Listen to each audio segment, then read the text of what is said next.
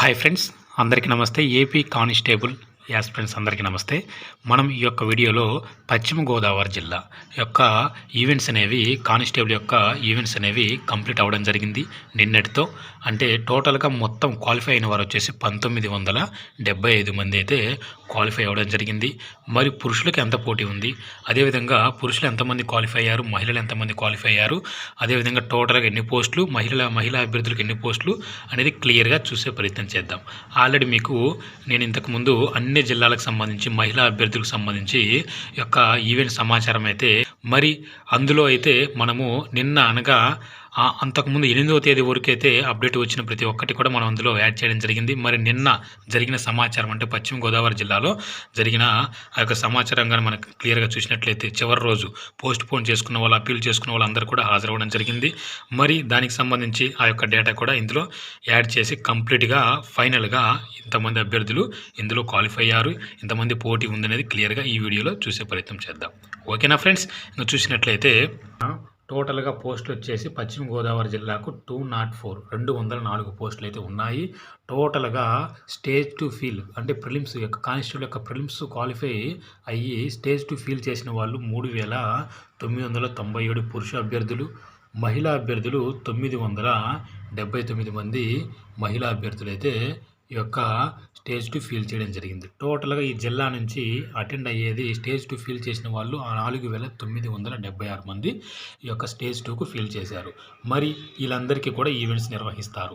అది ఇక్కడ డేట్తో సహా క్లియర్గా డిసెంబర్ 30, డిసెంబర్ 31, జనవరి 2, జనవరి 3, 4, అదేవిధంగా 5వ తారీఖు ఆదివారం అండి, 1వ తారీఖు నూతన సంవత్సరం సందర్భంగా సెలవు అండి, 6వ తారీఖున జరిగిన, 7వ తారీఖున జరిగిన, 8వ తారీఖు జరిగిన, చివరి రోజు 9వ తారీఖున అప్పీల్ చేసుకున్న వాళ్ళకు ఓకేనా పోస్ట్ పోన్ వీళ్ళందరికీ కూడా 9వ తేదీన జరగడం జరిగిందండి. టోటల్గా వచ్చేసి మనకు 4976 మందికి. ఓకేనా ఫ్రెండ్స్, ఇంకా చూసినట్లయితే మొదటి రోజు డిసెంబర్ 30న 600 మంది అభ్యర్థులకు గాను 309 మంది హాజరయ్యారు, 179 మంది క్వాలిఫై అయ్యారు.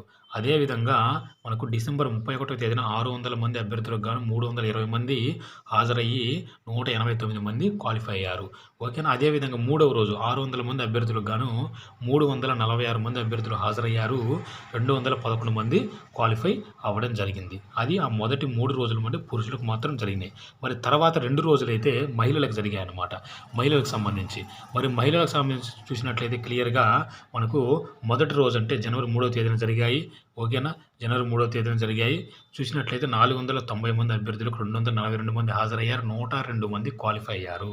అదేవిధంగా జనవరి 4వ తేదీన కూడా మహిళా అభ్యర్థులు జరిగాయి. 489 మంది అభ్యర్థులకు 277 మంది హాజరైతే 117 మంది క్వాలిఫై అవ్వడం జరిగింది. అంటే మనకి ఇక్కడ క్లియర్గా మనం అర్థం చేసుకోవచ్చు. టోటల్గా మనకి ఇక్కడ క్లియర్గా చూసినట్లయితే మనకు 2 రోజుల్లో ఓకేనా 2 రోజుల్లో క్వాలిఫై అభ్యర్థులు చూసినట్లయితే మనకు 219 మంది అయితే క్వాలిఫై అవ్వడం జరిగింది ఈ 2 రోజుల్లో, జనవరి 3, జనవరి 4. మరి తర్వాత 3 రోజులు కూడా మళ్ళీ పురుష అభ్యర్థులకైతే నిర్వహించడం జరిగింది. 6వ తేదీన జనవరి 6వ తేదీన 600 మంది అభ్యర్థులకు 396 మంది హాజరు, 253 మెంబర్స్ క్వాలిఫై అవ్వడం జరిగింది.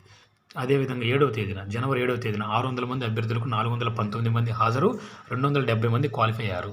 అదేవిధంగా 8వ తేదీన జనవరి 600 మంది అభ్యర్థులకు 459 మంది హాజరు, 313 మంది క్వాలిఫై అవ్వడం జరిగింది. ఓకేనా ఫ్రెండ్స్, అది అంతవరకు. మరి అప్పీల్ చేసుకున్న వాళ్ళు చివరి రోజు అటెండ్ అయ్యారు కదా, వారి గురించి కూడా మనము క్లియర్గా చూసే ప్రయత్నం చేద్దాం. ఓకేనా, చూసినట్లయితే మనకు 392 ప్లస్ అభ్యర్థులు అయితే హాజరవ్వాలని మనకు క్లియర్గా ఇవ్వడం జరిగింది. 392 ప్లస్ అప్పీల్ చేసుకున్న వాళ్ళందరూ కూడా. మరి ఎంతమంది హాజరయ్యారంటే టోటల్గా 685 మంది అభ్యర్థులు హాజరవ్వడం జరిగింది. చివరి రోజు చాలా ఎక్కువ మంది హాజరయ్యారు. ఎందుకు ఈ యొక్క తేదీలో ఎవరైతే పోస్ట్ పోన్ చేసుకున్న వాళ్ళు అనారోగ్య సమస్య కారణంగా కావచ్చు, ఇలా ఏదైనా ఇతర కారణాల వల్ల రాలేకుండా ఉన్న అభ్యర్థులందరూ కూడా ఈ చివరి రోజు అయితే అటెండ్ అవ్వడం జరిగింది. అందుకే 685 మంది అభ్యర్థులు హాజరవ్వడం జరిగింది. మరి ఎంతమంది క్వాలిఫై అయ్యారంటే చూసినట్లయితే 341 మంది క్వాలిఫై అవ్వడం జరిగింది. మహిళా అభ్యర్థులు ఎంతమంది ఉన్నారు అని చూసినట్లయితే మహిళా అభ్యర్థులు 61, పురుష అభ్యర్థులు 280 ఈ విధంగా ఉండడం జరిగింది. మరి ఓవరాల్గా చూసినట్లయితే ఓకేనా, ఓవరాల్గా చూసినట్లయితే ఎంతమంది హాజరవ్వాలి, ఎంతమంది హాజరయ్యారు 4976 మంది హాజరు అవ్వాల్సి ఉండగా 3453 మంది హాజరు అవ్వడం జరిగింది. మరి ఎంతమంది క్వాలిఫై అయ్యారనేది చూస్తే 1975 మంది అభ్యర్థులు క్వాలిఫై అవ్వడం జరిగింది.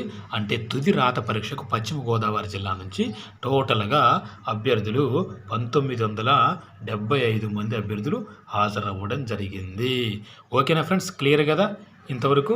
మరి ఇప్పుడు పురుష అభ్యర్థులు ఎంతమంది, మహిళా అభ్యర్థులు ఎంతమంది క్వాలిఫై అయ్యారో క్లియర్గా చూసే ప్రయత్నం చేద్దాం. ఓకేనా, మనం చూసినట్లయితే పురుషులు మొత్తం క్వాలిఫై, పశ్చిమ గోదావరి జిల్లా నుంచి పురుషులు మొత్తం క్వాలిఫై అయింది. టోటల్గా మేల్ క్యాండిడేట్స్ 1696 మంది క్వాలిఫై అవ్వడం జరిగింది. తుది రాత పరీక్షకు అర్హత సాధించడం జరిగింది. మరి మహిళలు మొత్తం ఎంతమంది క్వాలిఫై అయ్యి 279 మంది క్వాలిఫై అయ్యారు.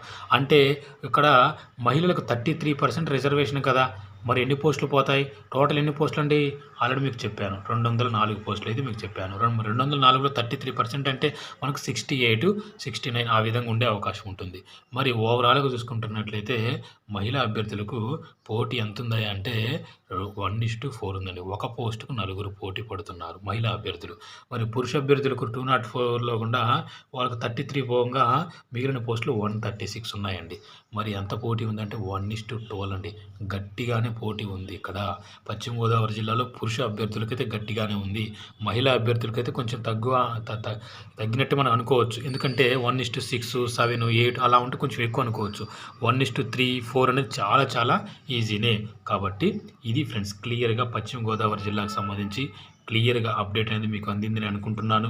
ఓకేనా ఫ్రెండ్స్, ఏ రోజు ఏ తేదీన హాజరయ్యారు, ఎంతమంది హాజరవ్వాలి క్లియర్గా మీకు ఇవ్వడం జరిగింది అప్డేటు. చివరి రోజు ఎంతమంది హాజరు, ఎంతమంది క్వాలిఫై కూడా మనకు క్లియర్గా మనం చెప్పడం జరిగింది.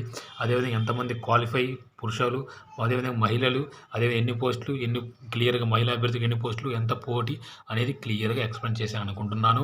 నచ్చితే ఒక లైక్ చేయండి, మీ ఫ్రెండ్స్కి షేర్ చేయండి. మరొక చిన్న గమనిక ఏంటంటే మనకు న్యూస్ ఛానల్ ఉంది మిత్రులారా, ఎవరు సపోర్ట్ చేయట్లేదు.